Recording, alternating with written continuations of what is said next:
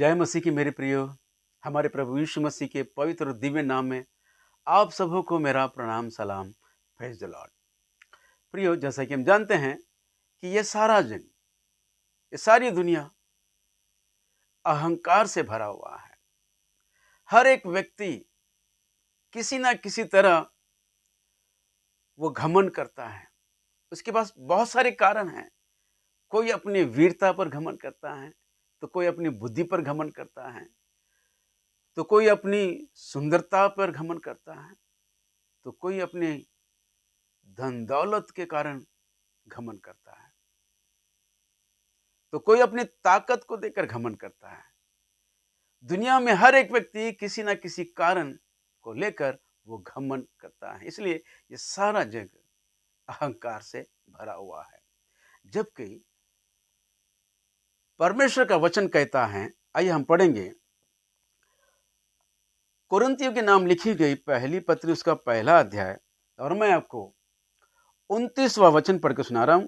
कृपया ध्यान दीजिए। लिखा है, ताकि कोई प्राणी परमेश्वर के सामने घमंड ना करने पाए।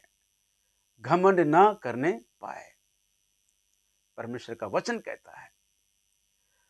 बाइबल का परमेश्वर वो परमेश्वर, सारे जगत का रचने वाला परमेश्वर, सारे ब्रह्मांड को रचने वाला परमेश्वर, उनका वचन कहता है ताकि कोई प्राणी परमेश्वर के सामने घमंड ना करने पाए। ये परमेश्वर की आज्ञा है। सारे जगत के निर्माण करता, रचने वाला परमेश्वर की आज्ञा है। सारी दुनिया को आज्ञा देते हैं कि कोई भी मेरे सामने घमंड ना करे। लेकिन प्रियो, हमारा परमेश्वर प्रेमी दयालु परमेश्वर, वो अपने बच्चों के लिए आज्ञा देते हैं कि तुम घमंड करो। वो भी कैसे? आइए हम पढ़ेंगे यिर्मयाह की किताब, उसका 9वां अध्याय, और मैं आपको उसका 24वां वचन पढ़ के सुना रहा हूं। ध्यान दीजिए। लिखा है, परंतु जो घमंड करे वह इसी बात पर घमंड करे कि वो मुझे जानता और समझता है।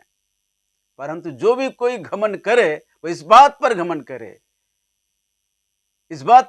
करे कि वो मुझे समझता है और जानता है। जो परमेश्वर को जाने और समझे वही घमंड करने के योग्य है।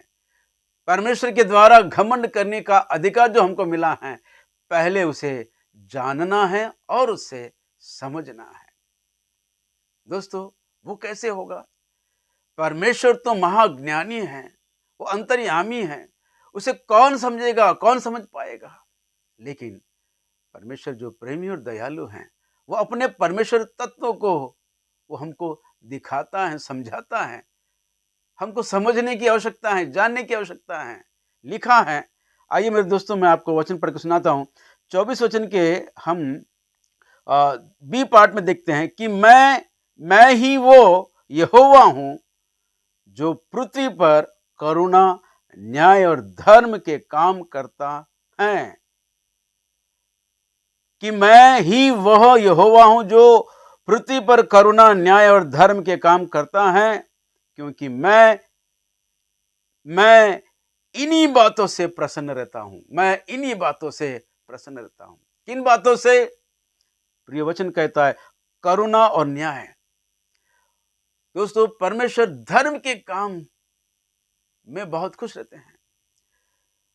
धर्म के काम करता है, उसके धर्म के काम में न्याय और करुणा है, और इन सारी बातों में वे प्रसन्न रहते हैं। करुणा और न्याय। दोस्तों, जो न्याय करता है वो करुणा या दया नहीं कर सकता है। जो करुणा केवल दया ही करता है, कभी वो न्याय नहीं कर पाएगा। न्याय अलग विषय है, करुणा अलग विषय है, दया करना अलग विषय है। न्याय के सामने दया, करुणा ये नहीं टिक पाता है। और जो दया और करुणा करता है वो न्याय के सामने रह नहीं पाएगा। तो दोस्तों, पर हमारा परमेश्वर करुणा करने वाला परमेश्वर है और न्याय भी करने वाला परमेश्वर है। वो कैसे? मैं आपको छोटा उदाहरण बताता हूं, ध्यान दीजिए, बड़े ध्यान से सुनिए। एक कोर्ट का जज,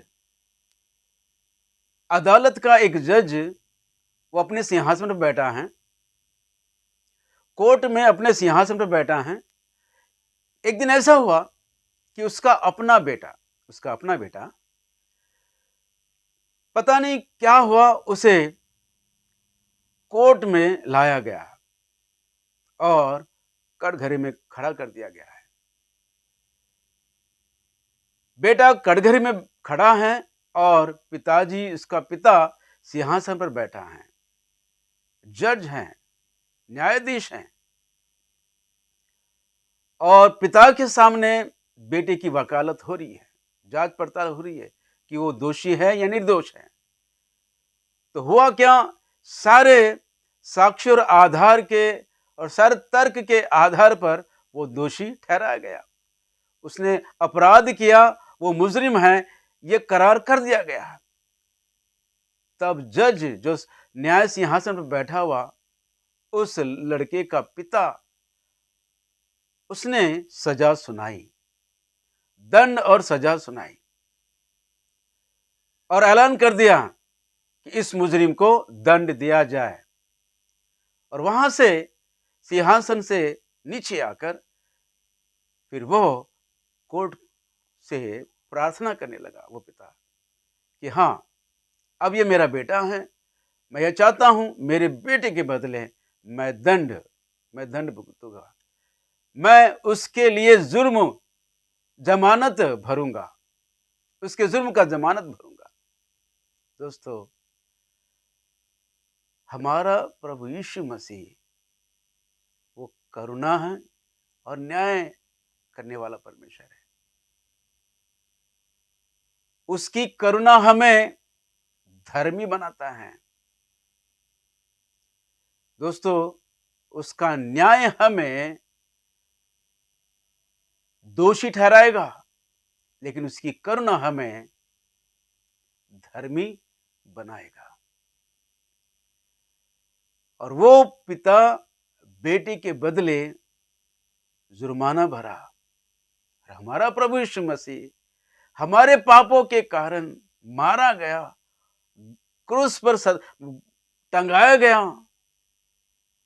दोस्तों, वो हमारे लिए मारा गया, उसके हाथों पर कीले ठोके गए, पैरों में कीले ठोके गए, उसे क्रूस पर टंगाया गया, कोड़ों से मारा गया, सताया गया, सिर पर कांटों का ताज पहनाया गया।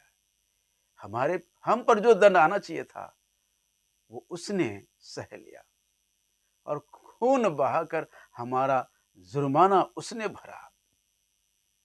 दोस्तों, जो दंड हम पर आनी चाहिए थी वो प्रभु यीशु मसीह ने सह लिया। इसलिए प्रेरित पौलुस कहते हैं, आइए मेरे प्रियो, हम पढ़ेंगे गलाती की पत्री, उसका 6वां अध्याय, और मैं आपको उसका 14 वचन पढ़ के सुना रहा हूं। ध्यान दीजिए, लिखा है, पर ऐसा ना हो कि मैं अन्य किसी बात का घमंड करूं,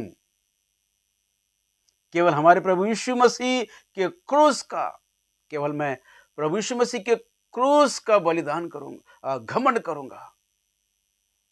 प्रभु यीशु मसीह के क्रूस के बलिदान पर मैं घमंड करूंगा, प्रभु यीशु मसीह पर घमंड करूंगा, प्रभु यीशु मसीह के क्रूस पर क्रूस पर मैं घमंड करूंगा। पौलुस कहते हैं, हमारा घमंड का कारण प्रभु यीशु मसीह का क्रूस, हमारे घमंड का कारण प्रभु यीशु मसीह का बलिदान, हमारे घमंड का कारण उसके लहू के द्वारा जो हम पवित्र बने हैं, धर्मी बने हैं, उसके कारण हम घमंड करेंगे। और पौलुस कहते हैं, भक्त पौलुस कहते हैं, केवल हमारे प्रभु यीशु मसीह के क्रूस का, जिसके द्वारा संसार मेरी दृष्टि में और मैं संसार की दृष्टि में क्रूस पर चढ़ाया गया हूं। दोस्तों, क्रूस पर चढ़ाया जाना यानी संसार की सारी गलत बातों से हमें दूर रहना है, संसार के सारे अहंकार की बातों से हमें दूर रहना है। केवल अहंकार करे तो केवल यीशु मसीह के क्रूस पर, क्योंकि वचन कहता है मेरे प्रियो, वचन कहता है क्रूस की कथा नाश होने वालों के लिए मूर्खता है। आइए पहली कुरिन्थी की पत्री उसका पहला अध्याय 18 वचन में लिखा है, क्योंकि क्रूस की कथा नाश होने वालों के लिए मूर्खता है, परंतु हम उद्धार पाने वालों के लिए परमेश्वर का सामर्थ है। क्रूस ही हमारी सामर्थ है। प्रभु यीशु मसीह का वो क्रूस जिस पर यीशु मसीह हमारे पापों के लिए मारा गया, गाड़ा गया और वचन के अनुसार तीसरे दिन जी उठा। दोस्तों, इस वचन के संदेश के द्वारा सभी सुनने वालों को बहुतायत के आशीषों से पवित्र आत्मा परमेश्वर भरपूर करे। हो सके तो इस सुसमाचार को और लोगों तक पहुंचाएं। और मेरे प्रियो, अपने कमेंट्स लिखकर भेजें ताकि मैं आपके लिए प्रार्थना करूं। जय मसीह की। Praise the Lord. आमीन आमीन।